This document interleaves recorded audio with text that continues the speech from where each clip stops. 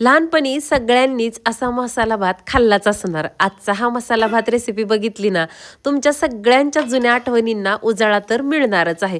खूप भारी अप्रतिम लागतो. त्याची रेसिपी तर शेअरच करणार आहे. त्या अगोदर तुम्हा सगळ्यांना माझ्याकडून गुरुपौर्णिमेच्या खूप खूप शुभेच्छा. कालच गुरुपौर्णिमा झाली. गुरुपौर्णिमेच्या दिवशीचा हा आपला व्लॉग आहे. इथं ना कढईमध्ये थोडंसं तेल गरम केलं होतं. त्याच्यामध्ये अर्धा चमचा जिरी आणि मोहरी टाकून घेतली. मसाल्याचा डब्बा उघडला, बघते तर काय जिरे संपले होते, म्हणून पटकन त्या डब्यामध्ये जिरे भरून घेतले. आणि हा मसाल्याचा डब्बा तुम्हाला पण हवा असेल ना, तर मी खाली डिस्क्रिप्शनमध्ये लिंक देते. आज दोन्ही लिंकींच्या डब्यासाठी छान अशी टमॅटोची चटणी बनवायला लागले होते.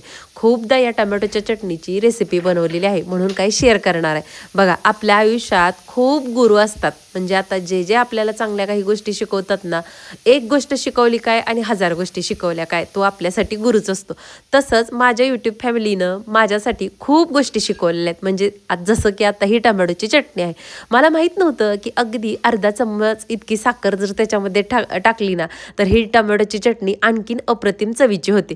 म्हणजे तुम्ही सुद्धा माझे गुरुच झाला. आणि जेव्हापासून दुसऱ्या ताईंनी मला कमेंट केली की अशी टमॅटोची चटणी बनवत असताना ना, थोडीशी साखर घालत जा, खूप छान होते. आणि खरंच तेव्हापासून मी आवर्जून टमॅटोची चटणी बनवत असताना साखर घालते आणि खूप टेस्टी टमॅटोची चटणी बनते.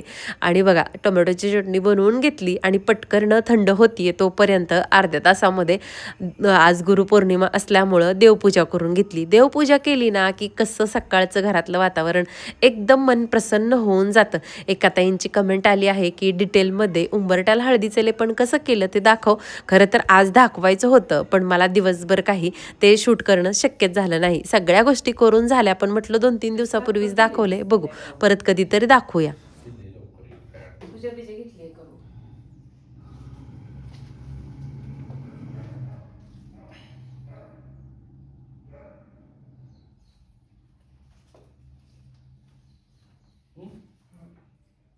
त्या लोकांना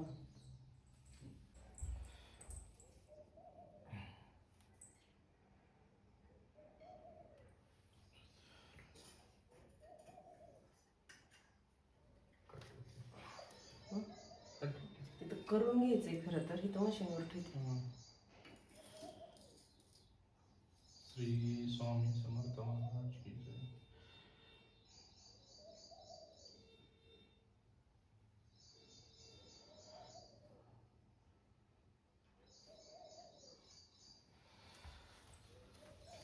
बाजूला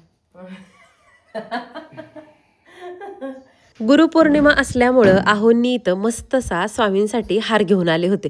दोघांनी मिळून पूजा केली आणि मला वाटलं की आहो बाजूला सरतील आणि मी स्वामींचं दर्शन घेईल. पण गरकर्ण फिरले आणि माझ्या पाया पड म्हणून उभारले. तसं तर मी नेहमी पडतच असते त्यांच्या पाया, म्हणजे सणासुदीला बरं का, रेग्युलर काही नाही.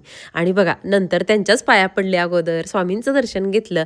आणि ज्यावेळेस हार आणायला गेलते ना, त्यावेळेस मी त्यांना सांगितलं होतं की टोमॅटो संपलेत, कोथिंबीर संपली आहे, कारण सोमवारी आमच्या इथली मंडई असते आणि ती काय अन्न झालं नव्हतं. आणि तुम्ही बघितलं असेल की माहेरून येताना पण बराच भाजीपाला आणला होता. मग जातो काही कडधान्य आणि तो भाजीपाला मिळून बनवता येईल आणि हा आठवडा तसाच जाईल, म्हणून फक्त कोथिंबीर आणि ज्या काही लिंबू टमॅटो संपलं होतं ना, तेवढंच आणायला त्यांना सांगितलं होतं. हारासोबत ही सगळं ते घेऊन आले होते. आणि इथं आता गॅसवरती ना पांढरा भात शिजत घातला होता मी. आणि कशासाठी घातला होता ते तुम्हाला पुढे जाऊन समजेलच. आणि इथं मस्त अशी ही कोथिंबीर नीट करायला घेतली होती. छान हिरवीगार कोथिंबीर होती, पण आणतानाच ना त्यांनी मुळ्यापासून कट केली होती, म्हणून एवढी काय मला जास्त ती निवडावी लागली नाही. आणि मी कोथिंबीर ज्यावेळेस स्टोअर करते ना, तेव्हा हा फ्रीज सेफ कंटेनर घेते आणि त्याच्यामध्ये एक टिश्यू पेपर ठेवते. त्याच्यावरती ही नीट केलेली कोथिंबीर ठेवते. बऱ्याच वेळेस कोथिंबीर स्वच्छ धुवून मग सुकवून ठेवते, पण आता पावसाळ्याचे दिवस आहेत, त्यामुळे ही कोथिंबीर जर धुतली ना तर सडली जाते. त्यामुळे ज्या वेळेस लागते ना त्याच वेळेस मी स्वच्छ धुते. आता खालच्या बाजूला बॉक्सच्या एक टिश्यू पेपर ठेवला आणि कोथिंबीरीच्या वरच्या बाजूला, म्हणजे जर फ्रीजमध्ये एक्स्ट्राचं काही पाणी साठलं किंवा लाईट गेल्यानंतर पण डब्बे एकदम पाणी सोडतात, त्यामुळे कोथिंबीर सडते. त्यामुळं तुम्ही नक्की ही माझी कोथिंबीर स्टोअर करण्याची टिप आहे ना, ती ट्राय करून बघा, तुम्हाला आवडेल. आणि कोथिंबीर अशी खूप म्हणजे खूप दिवस जास्त टिकते. त्यानंतर बघा, फ्लिपकार्टवरून ही एक साडी मागवली होती. खूप सुंदर साडी आलेली आहे, इतकी छान आहे ना. थोडी ट्रान्सपरंट आहे, पण मला वाटतंय की ही धुतल्यानंतर भरून येईल. पण तुम्हाला सांगू का, कपडा इतका सॉफ्ट आणि चापून चोपून बसणार आहे ना, तुम्हाला मी एखाद्या वेळेस ना ही साडी नेसून सुद्धा दाखवेनच. खूप म्हणजे खूप छान साडी आहे बघा आणि हिचा कलरसुद्धा छान आहे. कोणत्याही कलर टोनला छान दिसेल अशी ही साडी. आणि ह्याच्यावरची ही डिजिटल प्रिंटची जी फुलं आहेत ना, ती तर खूप गोड दिसत होते. बघा मी थोडंसं डबल पिनअप करून घेतली आणि साडी किती छान दिसत होती. तर तुम्हाला ही साडी हवी असेल ना, तर डिस्क्रिप्शनमध्ये मी लिंक देत जाईन. जर जे व्हिडिओमध्ये मी प्रोडक्ट दाखवते ना, त्याच्या बऱ्याच लिंक आहेत ना, मी डिस्क्रिप्शनमध्ये देत जाईन. आणि ज्याची लिंक नाही सापडली ना, त्याच्यासाठी मला नक्की कमेंट करत जावा. तर आत्ताचा इथंपर्यंतचा व्हिडिओ आवडला असेल ना, तर नक्की लाईक करा. आता संध्याकाळचे 6:30 वाजलेत. त्यानंतर मी काही शूट केलं नाही दुपारपासून. आत्ता मात्र म्हटलं चला, एक साडी खूप दिवस झालं 1-2दा घालून झाली आहे, पण त्याच्यावरचा ब्लाऊज काही शिवलेला नाही म्हणून शिवायला घेतला. अहो इथं चहा घेत बसले होते आणि मी ब्लाऊजची कटिंग करून घेतली. आणि जो दुपारी कोथिंबीर नीट करताना पांढरा भात शिजत घातलेला तुम्ही बघितला होता ना, त्याच भाताचा आज मस्तसा मसाले भात बनवायला लागले होते. सगळ्यांनी मला वाटते लहानपणापासून एकदा तरी का होईना हा आईच्या हातचा मसाले भात खाल्लाच असणार. इथं कढईमध्ये तेल गरम केलं होतं आणि शेंगादाणे मस्त त्याच्यामध्ये तेलात तळून घेतले. त्यानंतर त्याच तेलामध्ये 1 चमचा जिरी आणि मोहरी टाकून घेतली. तडतडली की त्याच्यामध्ये कांदा टाकून सोनेरी रंग येईपर्यंत परतून घेतला. त्यानंतर त्याच्यामध्ये लाल बुंद पिकलेलं 1 टमाटर बारीक कट करून टाकला होता. इकडं ना उद्याच्या सकाळच्या भाजीसाठी मटकी आणि वाटाणा सुद्धा भिजत घातला होता. म्हटलं चला हे सगळं तेलात परतते तोपर्यंत ते दाखवावं. त्यानंतर बघा कढीपत्ता आणि इथं ठेचलेलं लसूण टाकून घेतला आणि साठवणीचं काळं तिखट अर्धा चमचा टाकून घेतलं.